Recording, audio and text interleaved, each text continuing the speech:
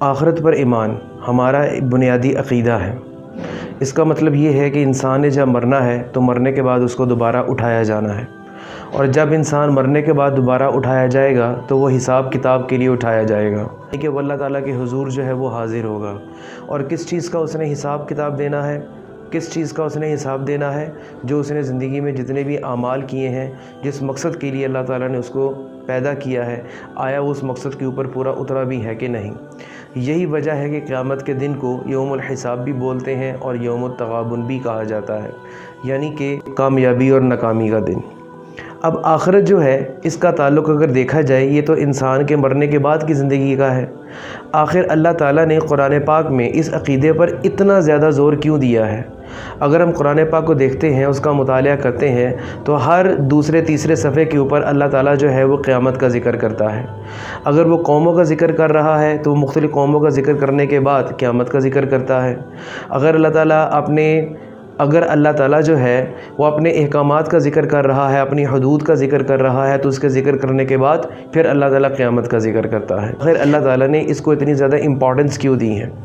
اس کی جب ہم قرآن پاک کا مطالعہ کرتے ہیں تو ہمارے سامنے ایک وجہ آتی ہے کہ یہ جو عقیدہ ہے، عقیدہ آخرت، یعنی کہ آخرت پر ایمان، یہ ہماری زندگی میں بہت گہرا اثر چھوڑتا ہے، اور اس کا اثر جو ہے یہ انفرادی سطح پر بھی ہوتا ہے، اور اس کا اثر جو ہے وہ ایک اجتماعی سطح پر بھی ہوتا ہے۔ اب ہم یہ دیکھتے ہیں کہ انفرادی سطح پر اس عقیدہ آخرت کے کیا کیا اثرات جو ہے وہ مرتب ہوتے ہیں۔ سب سے پہلی چیز جو ہے جو عقیدہ آخرت کا اثر جو ایک فرد واحد پر ہوتا ہے وہ یہ ہے کہ اس کو اپنی زندگی کا ایک مقصد پتہ چل جاتا ہے، یعنی کہ اس کو یقین ہو جاتا ہے کہ اس کی زندگی جو ہے وہ بے مقصد نہیں ہے، وہ میننگ لیس نہیں ہے، بلکہ وہ ایک میننگ فل لائف ہے، کیونکہ اس نے اپنے ہر اعمال کا حساب جو ہے وہ قیامت والے دن دینا ہے۔ اس عقیدے کی وجہ سے اس کی زندگی کو ایک ڈائریکشن مل جاتی ہے، اس کی زندگی کو ایک راہ مل جاتی ہیں، اس کی زندگی کا ایک ٹارگٹ جو ہے وہ تعین ہو جاتا ہے کہ جب وہ قرآن پاک میں پڑھتا ہے الذی خلق الموت والحیات لیبلوکم ایکم احسن عملا، کہ اللہ تعالیٰ وہی ذات ہے جس نے زندگی اور موت کو تخلیق کیا یہ جاننے کے لیے لیبلوکم ایکم احسن عملا، کہ تم میں سے بہترین عمل جو ہے وہ کون کرتا ہے۔ اب اسی سے جو دوسرا احساس جو ہے عقیدہ آخرت کی وجہ سے پیدا ہوتا ہے وہ احساس ذمہ داری ہے، کہ جب زندگی کا مقصد سامنے آ گیا تو اس مقصد کو پورا کرنے کے لیے رویہ بھی جو چاہیے وہ ایک رسپانسیبل بیہیویئر جو ہے وہ انسان کو چاہیے۔ جب انسان اپنی احساس ذمہ داری کو اختیار کرتا ہے تو وہ آہستہ آہستہ اپنے زندگی کے سارے معاملات جو ہے اس کو وہ بہتر کرنے کی کوشش کرتا ہے، چاہے وہ معاملات جو ہے وہ لین دین کے متعلق ہوں، چاہے وہ معاملات جو ہے انسانی تعلقات کے حوالے سے ہوں، وہ لین دین بھی اپنا اسی کے حساب سے رکھتا ہے، انہی احکامات کو مد نظر رکھتے ہوئے جو احکامات اللہ تعالیٰ نے قرآن پاک میں اتارے ہیں، اور وہ تعلقات بھی اس حساب سے چلانے کی کوشش کرتا ہے جس انداز سے اللہ تعالیٰ نے اس کو تعلقات چلانے کا حکم دیا ہے۔ اس کے بعد جو اس کے اندر جو نیا احساس پیدا ہوتا ہے وہ نیکی کی طرف رغبت ہے، اور وہ ہر ممکن کوشش کرتا ہے کہ برائی سے بچے، یعنی کہ وہ موقع کی تلاش میں رہتا ہے کہ کوئی ایسا موقع اس کے ہاتھ سے ضائع نہ ہو جائے کہ جس میں وہ نیکی نہ کر سکے، اور پھر وہ اس لحاظ سے اپنے زندگی کے ہر لمحے کو برائیوں سے پاک کرنے کی پوری کوشش کرتا ہے، کیونکہ قرآن پاک میں اللہ تعالیٰ نے واضح طور پر کہہ دیا ہے فَمَن يَعْمَلْ مِثْقَالَ ذَرَّةٍ خَيْرًا يَرَهُ وَمَن يَعْمَلْ مِثْقَالَ ذَرَّةٍ شَرًّا يَرَهُ، کہ انسان جو ہے جس نے ذرہ برابر بھی نیکی کی ہوگی وہ بھی اس کو دیکھ لے گا، اور جس نے ذرہ برابر بھی برائی کی ہوگی وہ بھی اس کو دیکھ لے گا۔ تو یہ جو ذرہ برابر بھی نیکی ہے اور ذرہ برابر بھی جو برائی ہے، یہ ایک مومن کو آرام سے بیٹھنے نہیں دیتی، بلکہ یہ چیز جو ہے یہ احساس جو ہے اس کو بے چین کر کے رکھتا ہے کہ کہیں وہ کسی بھی لمحے کسی برائی کی طرف نہ چلا جائے۔ اس کے بعد جو اگلی چیز جو ایک عقیدہ آخرت کے ماننے والے پر پیدا ہوتی ہے وہ ہے حوصلہ اور ہمت،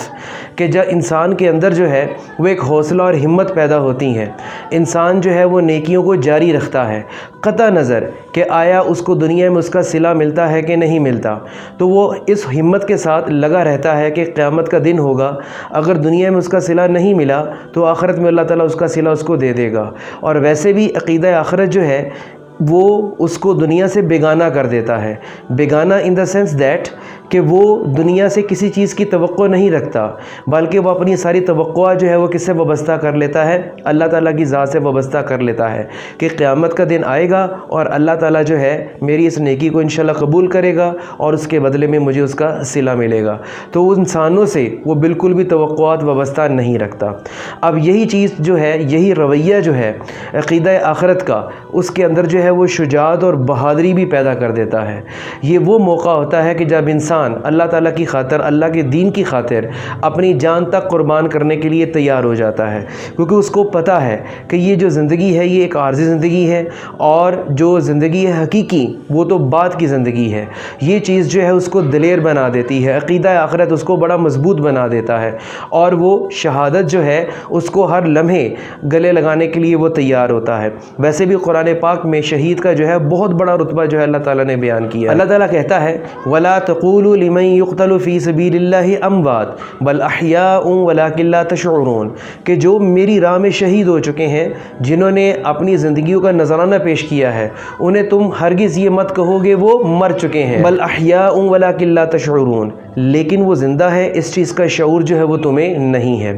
اب یہی عقیدہ آخرت جو ہے وہ ایک معاشرے کے اوپر بھی جب ہر فرد کی اس طرح کی تربیت ہوگی، اس طرح کی سوچ ہوگی، تو ایک صالح معاشرہ جو ہے وہ پھر وجود میں آتا ہے۔ تو اس معاشرے میں جو سب سے پہلی چیز پیدا ہوتی ہے عقیدہ آخرت کی وجہ سے، وہ تقوی پیدا ہوتا ہے کہ اس معاشرے میں لوگ جو ہے وہ ہر ممکن تقوی کو فروغ دینے کی کوشش کرتے ہیں، تقوی کو پروان چڑھاتے ہیں۔ اس کے بعد جو ہے جب تقوی پروان چڑھنا شروع ہوتا ہے تو اعلیٰ اقدار جو ہیں وہ بھی وجود میں آنا شروع ہو جاتی ہیں، اور لوگ ان کو پریکٹس کرنا شروع کر دیتے ہیں، کیونکہ ان کی جو نظر ہوتی ہے وہ خدا پر ہوتی ہے اور قیامت والے دن پر ہوتی ہے، اور اقدار جو ہے اعلیٰ اقدار پھر اس معاشرے کے اندر جو ہے وہ پھلنا پھولنا شروع ہو جاتی ہیں، اور اعلیٰ اقدار کے لیے پھر ہر انسان جو ہے، ہر جماعت جو ہے، ایون کہ اسٹیٹ جو ہے، وہ پھر ایک ہی چیز کے اوپر عمل کرتی ہے، وہ ہے عمل بالمعروف نہی عن المنکر، کہ پھر ہر کوئی ہر ایک کو نیکیوں کی طرف بلانے کی کوشش کرتا ہے اور برائیوں سے روکنے کی کوشش کرتا ہے،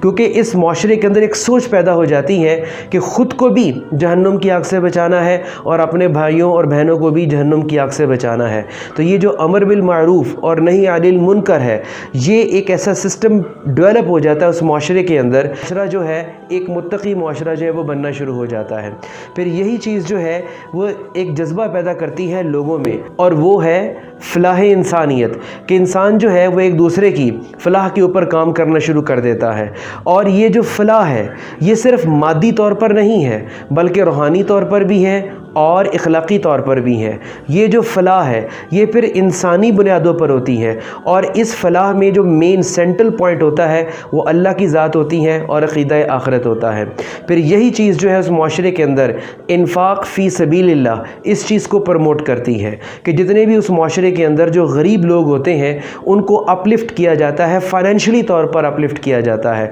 کیونکہ اللہ کا ویسا حکم آیا ہے۔ اور انفاق فی سبیل اللہ کے حوالے سے قرآن پاک میں تو بہت زیادہ زور دیا ہے، صدقہ کی شکل میں ہے، زکوٰۃ کی شکل میں ہے، خیرات کی شکل میں ہے، یعنی کہ جو ہماری آپشنل چیریٹی ہے وہ بھی اس کے اندر موجود ہے، جو ہماری اوبلیگیٹری چیریٹی ہے وہ اس کے اندر موجود ہے۔ اگر ہم ایک نظر سے دیکھیں تو فرد واحد کی زندگی ہو، اس کی کریکٹر بلڈنگ ہو، یا ایک قوم کی جو ہے، ایک معاشرے کی جو ہے وہ کریکٹر بلڈنگ ہو، اس میں ایک وائٹل جو ہے وہ رول عقیدہ آخرت جو ہے وہ پلے